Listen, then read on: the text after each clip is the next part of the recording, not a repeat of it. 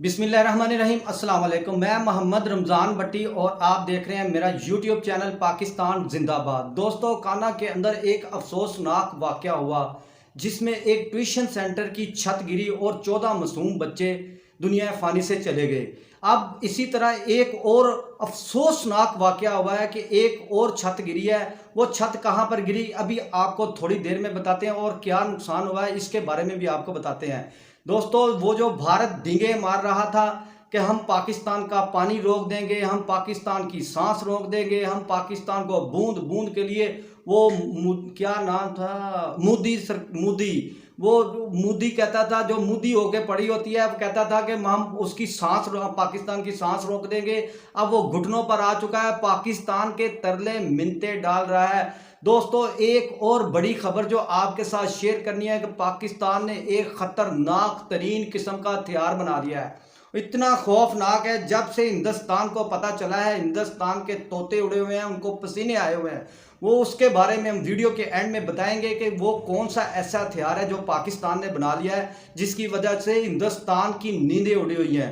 दोस्तों, वीडियो पर आगे जाने से पहले आपसे गुजारिश है कि अगर आपने हमारे चैनल को सब्सक्राइब नहीं किया तो दोस्तों बराए मेहरबानी आपसे गुजारिश है कि हमारे चैनल को सब्सक्राइब करें ताकि हर वीडियो आप तक पहुंचे और इसको शेयर भी करें ताकि हमारे चैनल को भी ग्रो होने का मौका मिले। दोस्तों, सबसे पहले चलते हैं अपनी वीडियो की तरफ और आपको बताते हैं वो जो काना के अंदर वाकया हुआ था जहां छत गिरी थी और 14 मासूम बच्चे इस दुनिया फ़ानी से चले गए थे। हमने वीडियो इसलिए थोड़ी लेट बनाई ताकि पूरे हकायक और आपको बता सके कि किस तरह और क्या वक़ुआ हुआ जिसकी वजह से इतनी जानें ज़ाया हुई।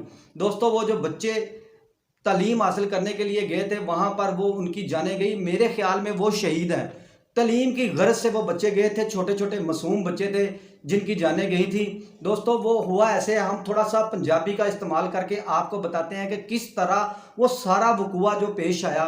चलिए मैं तो थोड़ा सा पंजाबी टच देता हूँ।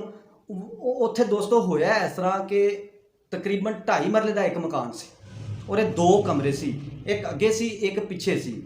पिछले साल बारिशां पैन की वजह वो गरीब आदमी से उन्हें मिट्टी पवाई सी, और मिट्टी और ना की डिग पई सी ते पानी ना रुड़ गई सी। तो उन्हें सोचा अगे बारिशों का सीजन आने वाला है तो चलो मैं इस तरह करदा कि मैं और मजीद मिट्टी पवा देना है। लेकिन एहतियात नहीं की, ख्याल नहीं किया कि कंस्ट्रक्शन का काम होंदा पिया वे, मैं एक अद्धे दिन वास्ते मैं और ना कि बच्चों जो और ना कि छुट्टी दे देवां। छुट्टी देने देना कोई हर्ज तो नहीं सी। थोड़ी सी गर्मी है दोस्तों, पंखा बंद किया हुआ है, एसी हमारे पास नहीं है जिसकी वजह से हमारे मुंह पे पसीना आ रहा है, बार बार हमें पसीना साफ करना पड़ता है। आप बुरा ना मनाएं।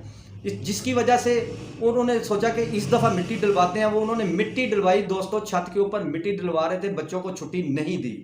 वो TR गार्डर की छत थी, उसके ऊपर उन्होंने मिट्टी डलवाई। 1 या 2 आदमी ऊपर थे जो मिट्टी को डाल रहे थे और नीचे 3-4 आदमी थे जो मिट्टी को साथ साथ लेके ऊपर आ रहे थे। जैसे ही वो मिट्टी कंप्लीट हो रही थी तो बच्चों ने अपनी टीचर को बताया कि टीचर यहाँ से मिट्टी गिर रही है। तो टीचर ने कहा कोई बात नहीं बेटा, आप परेशान ना हो। टीचर भी अंदर ही थी, टीचर ने कहा बेटा परेशान होने की कोई गल नहीं हैगी और ना कि ठीक हो जाएगा। लेकिन इस तरह ही उस वेले अचानक नाल की होया कि जो TR गार्डर सी ना और थले ना एक इट सी तो उधरों खुदा की करनी ऐसी हुई कि जो थले बंदे सी ना वो भी उत्ते चढ़ पे। जो बंदियां का वजन पिया तो मिट्टी का वजन पिया तो वो जो TR गार्डर सी ना वो जमीन पर धड़ामा करके थले डेग पिया। हुण छोटे छोटे बच्चे सन, उत्थे तकरीबन 35 बच्चे सन, 2.5 मरले का मकान सी, 2 कमरे सी। वो पता नहीं किस तरह एडजस्ट करती पई सी बुढ़ी, किस तरह अपना गुजारा करती पई सी, किस तरह और ना कि निज़ाम चलता पई सी, ये असीं नहीं कह सकते। लेकिन गलती नहीं है, कुदरती आफत हैगी आ गई। पहले भी तो बच्चे उत्थे ही पढ़ते पे सी ना। वो बच्चे और ना कि वो मलबे थले आए, छोटे छोटे बच्चे सी, नाल ही उन्होंने दम घुट गया। ਜਿਹੜੇ थोड़े बहुते सैडा सूडा ते बैठे सी उन्होंने फौरी तौर पर उत्ते 1122 पहुंची, उत्थे और भी इंतजामिया पहुंची, उन्होंने बचा लिया। 14 बच्चे इस दुनिया तो चले गए।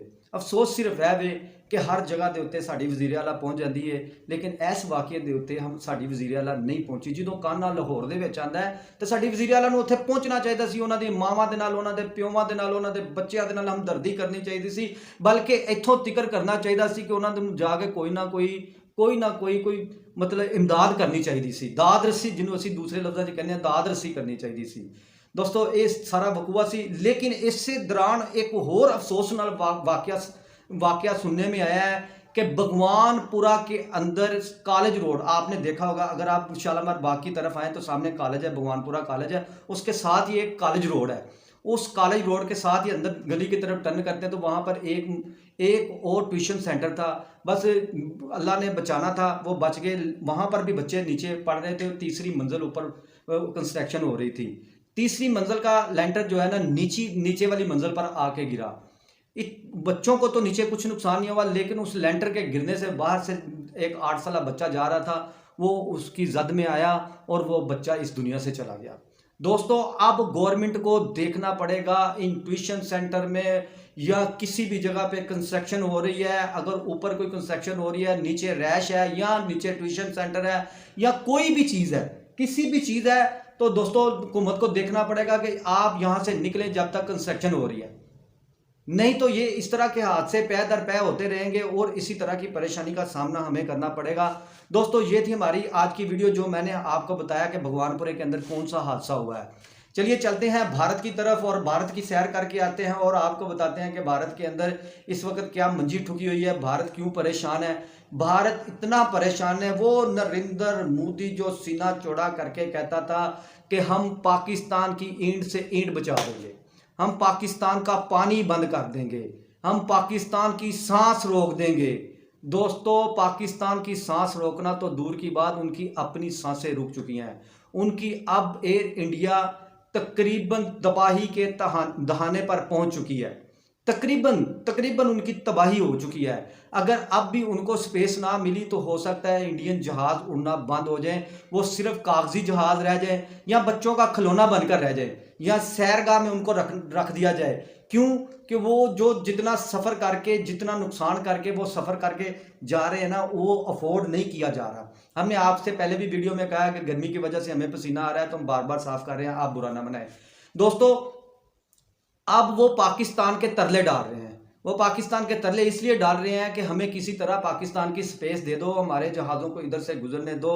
तकरीबन 1.25 साल ये जब से पाकिस्तान और हिंदुस्तान की जंग हुई है उसके बाद से हमने उनकी एयर स्पेस बंद की हुई है। अब वो मिन्नते तरले कर रहे हैं, घुटनों पर आ चुके हैं कि पाकिस्तान हमें कोई ना कोई स्पेस दे ताकि हमारे जहाज़ इधर से गुजरें और हमारा खर्चा कम आए। लेकिन पाकिस्तान ने साफ इनकार कर दिया है, ये ऐसा नहीं हो सकता। क्यों कि हिंदुस्तान इसराइल के साथ मिलकर कोई ना कोई शरारत कर रहा है, कोई ना कोई किसी ना किसी स्टेज पे ऐसा करेगा कि पाकिस्तान के ऊपर फिर जंग मुसल्लत करने की कोशिश करेगा, फिर कोई ना कोई ऐसा अपने मुल्क के अंदर हमला करवा के उसका इल्ज़ाम पाकिस्तान के ऊपर आएगा। दोस्तों, भारत मक्कार है, मक्कार रहेगा। मैं अपनी शुरू की वीडियो में कहता रहा हूं, अब भी कहूंगा कि मैं जब तक वीडियो बनाऊंगा मैं हिंदुस्तान की माँ बहन एक करके रखूंगा, मैं उनको माफ नहीं करूंगा।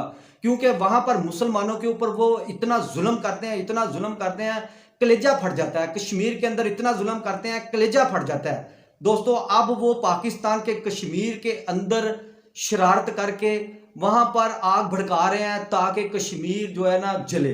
लेकिन इंशाअल्लाह ताला ये उनकी ख्वाहिश ही रहेगी, कश्मीर हमेशा पाकिस्तान रहेगा और पाकिस्तान की शहर आगे कश्मीर। और इंशाअल्लाह ताला आने वाले दिनों में हम जो हमारा जम्मू कश्मीर है वो भी पाकिस्तान के साथ होगा।